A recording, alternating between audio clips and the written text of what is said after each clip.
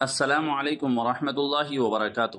ناظرین کرام، اہل تشیع رسول اللہ صلی اللہ علیہ وسلم کے بعد فقط حضرت علی ابن ابی طالب رضی اللہ تعالی عنہ کی امامت اور خلافت کے قائل ہیں، اور صرف انہیں رسول اللہ صلی اللہ علیہ وسلم کا جانشین اور پہلا معصوم امام مانتے ہیں۔ شیعہ یا اہل تشیع نظریہ خلافت کو تسلیم ہی نہیں کرتے ہیں۔ اس کے سلسلے میں ان حضرات کے کچھ دلائل بھی ہیں، جیسے ان کا عقیدہ یہ ہے کہ رسول اللہ صلی اللہ علیہ وسلم نے دعوت ذو العشیرہ، جو حدیث یوم الدار یا حدیث العشیرہ والدار کے نام سے مشہور ہے، اور خطبہ حجۃ الوداع کے موقع پر مولائے کائنات علی ابن ابی طالب کو اپنا حقیقی جانشین مقرر کر دیا تھا۔ دعوت ذو العشیرہ کے موقع پر حضور صلی اللہ علیہ وسلم نے فرمایا تھا، جو میری مدد کرے گا وہ میرا وزیر، میرا وصی اور خلیفہ ہوگا۔ تینوں دفعہ حضرت علی ابن ابی طالب کھڑے ہوئے اور کہا، اگرچہ میں چھوٹا ہوں اور میری ٹانگیں کمزور ہیں، مگر میں آپ کی مدد کروں گا۔ تو حضور صلی اللہ علیہ وسلم نے فرمایا کہ اے علی، تم دنیا و آخرت میں میرے وزیر اور وصی ہو۔ اس کے علاوہ حضور صلی اللہ علیہ وسلم نے حجۃ الوداع کے بعد غدیر خم کے علاقے میں ایک خطبے میں فرمایا کہ جس کا میں مولا ہوں اس کے علی مولا ہیں۔ ان کے علاوہ سینکڑوں آیات قرآن اور احادیث نبوی علی کی شان بیان کرتی ہے۔ ناظرین کرام، یہ جو میں نے آپ کے سامنے حوالہ پیش کیا ہے، یہ آن لائن ویکیپیڈیا کا حوالہ ہے۔ اب ان کے عقیدے کے رد میں حضرت مولانا سمیر الدین قاسمی دامت برکاتہم العالیہ کا ایک بہت ہی اہم بیان آیا ہے، جس سے یہ بات ثابت ہوتی ہے کہ رسول اللہ صلی اللہ علیہ وسلم کے بعد حضرت علی رضی اللہ تعالی عنہ خلیفہ نہیں ہیں، بلکہ حضرت نبی کریم صلی اللہ علیہ وسلم کے بعد حضرت ابو بکر صدیق رضی اللہ تعالی عنہ خلیفہ ہیں۔ تو آئیے سنتے ہیں حضرت مولانا سمیر الدین صاحب قاسمی کی زبانی کہ انہوں نے کس طریقے سے اس عقیدے کا رد کیا ہے۔ نحمدہ و نصلی علی رسولہ الکریم، اما بعد۔ ایرانیوں کے جنگ کے بعد لوگوں میں خوشی ہے۔ میں شیعہ حضرات کی خدمت میں گزارش کر رہا ہوں، وہ یہ کہ ابو بکر صدیق رضی اللہ عنہ کو برا بھلا نہ کہے۔ یہ نہ کہا کہ انہوں نے خلافت پر غصب کیا ہے، بلکہ واقعہ یہ ہے کہ ابو بکر صدیق رضی اللہ عنہ کی مہربانی کی وجہ سے علی رضی اللہ عنہ چوتھا خلیفہ بن پائے۔ ان کی مہربانی نہ ہوتے تو آپ چوتھا خلیفہ بھی نہیں بن پاتے۔ اس کی وجہ یہ ہے کہ حضور پاک صلی اللہ علیہ وسلم کی وفات کے بعد سعد بن عبادہ نے یہ کہا کہ میں امیر بنوں گا۔ وہ پہلے بھی امیر تھے انصار کے، اور ان کی عمر تھی 50 سال، تجربہ ان کو زیادہ تھا۔ اب ان کو اس الیکشن میں ہرانے کے لیے دو چیز کی ضرورت ہے، عمر ان سے زیادہ ہو اور تجربات ان سے زیادہ ہو اور انتظامی صلاحیت بھی ان سے زیادہ ہو۔ حضرت علی رضی اللہ تعالیٰ عنہ میں دونوں کی کمی ہے۔ حضرت علی کی عمر ہے 33 سال، نیا نوجوان ہے، تجربات بھی کم ہے، انتظامی صلاحیت بھی کم ہے۔ زیادہ انتظامی صلاحیت حضرت ابوبکر صدیق کو ہے۔ اس وقت ان کی عمر ہے 61 سال، بوڑھے ہیں۔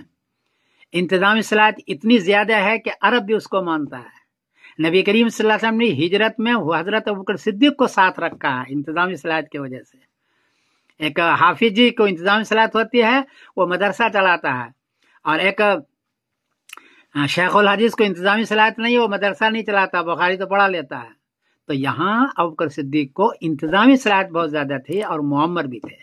چنانچہ جب ثقیفہ بنی ساعدہ میں حضرت ابوبکر صدیق گئے اور کہا الائمۃ من قریش، کہ قریش کا خلیفہ بنے گا، تو سب نے ان کی بات مان لی اس کی عمر درازی کی وجہ سے۔ سعد بن عبادہ نے بھی بعد میں مانا ہے، ورنہ سعد بن عبادہ ماننے والے نہیں تھے۔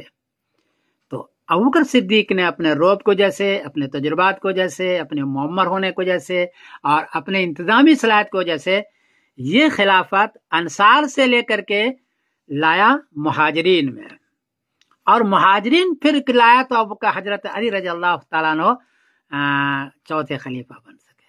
ورنہ تو اگر حضرت ابوبکر صدیق وہاں نہ جاتے تو ان کو سعد بن عبادہ کو ہرا نہیں سکتا تھا، گویا کے الیکشن کے اندر وہ امیر بن جاتے اور امالت چلی جاتی انصار میں، تو پھر حضرت علی کبھی بھی امیر بن ہی نہیں سکتے۔ اس لیے ابوبکر صدیق رضی اللہ تعالیٰ عنہ کی بہت بڑی مہربانی ہے حضرت علی رضی اللہ تعالیٰ عنہ پر کہ انہوں نے کہا الائمۃ من قریش، کہ قریش کا امیر بنے گا۔ پھر امارت انصار سے نکل کر کے قریش میں آئی، اور پھر ابوبکر صدیق پہلے بنے کیونکہ ان کا حق تھا، محمد تھے، تجربہ بہت زیادہ تھا اور روب بھی تھا، اہل عرب ان کو مانتے تھے۔ حضرت علی کو اتنا نہیں مانتے تھے، ان کی عمر ہی نیا نوجوان ہے نا، 33 سال کی عمر ہے، تجربات بھی کم ہے، ان کو نہیں مانتے تھے. اس لیے ابوبکر صدیق کی مہربانی ہے کہ حضرت علی رضی اللہ عنہ خلیفہ رابع بن سکے.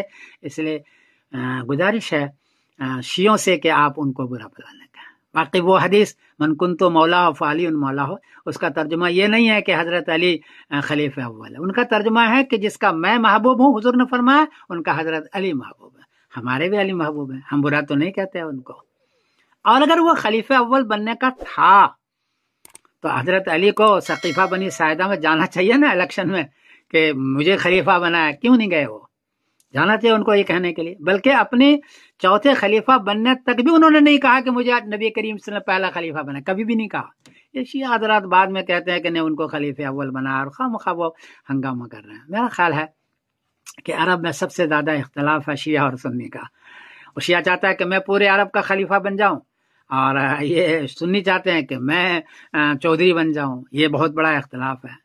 اگر شیعہ سنی کے درمیان میں یہ ایک بہت بڑا ایشو جو خلافت کا ہے، ابوبکر صدیق کو برا بھلا کہنے کا، کم سے کم ابوبکر صدیق کو برا بھلانے کا، تو انشاءاللہ بہت کچھ کم ہو جائے گا. ہم دونوں مل کر کے پھر غیر مسلم کے مقابلے پا کر کے ہم اپنی حکومت قائم کر سکتے ہیں اور عزت کی زندگی گزارتے ہیں. میری ایک چھوٹی سی گزارش ہے، اس میں غور کریں کہ حضرت علی کی عمر ہی نہیں تھی خلیفہ اول بننے کی، تجربات بھی نہیں تھا اور روب بھی اتنا نہیں تھے. میری ایک گزارش ہے. باقی یہ معاملہ بہت ہی پیچیدہ ہے، مجھے معاف کر دینا کوئی غلطی ہوئی تو. میں سمیر الدین قاسمی بول رہا ہوں.